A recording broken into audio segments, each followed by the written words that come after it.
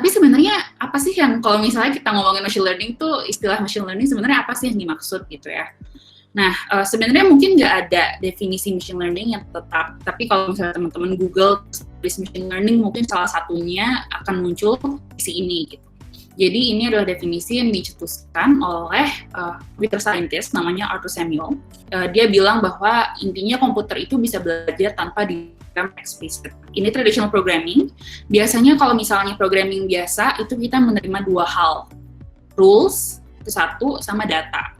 Dan yang dihasilkan itu adalah jawabannya.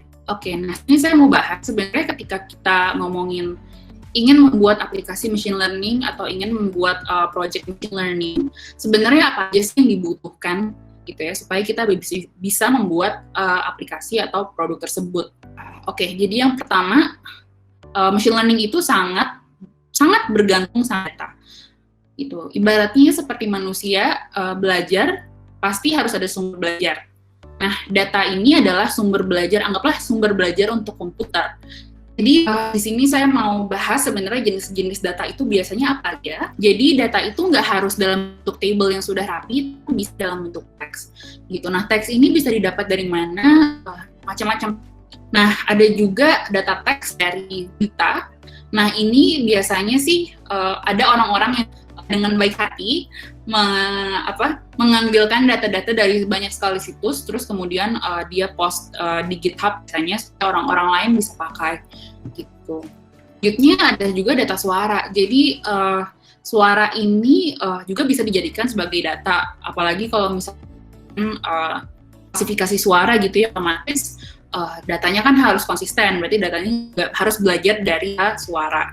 Jadi features kalau misalnya di image classification kan kita nggak ada table, nggak ada feature kayak gini ya. Nah itu sebenarnya dipakai pakai apa sih gitu. Nah inilah yang unik dari deep learning gitu ya. Jadi deep learning itu adalah dia itu mengekstrak fitur secara otomatis. Jadi kita nggak perlu define bahwa pakai roof style atau pakai apa gitu. Dia akan pelajari sendiri gitu. Dia mempelajari ini loh caranya recognize simple shapes. Kemudian semakin lama training time-nya dia makin mempelajari ini kalau misalnya bikin complex shapes dan seterusnya. Nah selanjutnya aku akan ngomongin satu ingredient yang sering banget disebut. Biasanya orang tuh ngomong mau training model gitu atau mau bikin model gitu lah. Inilah model yang akan kita bahas selanjutnya. Jadi sebenarnya model itu singkatnya melakukan pemetaan antara example atau data yang kita kasih ke predicted labelnya gitu, ke prediksi.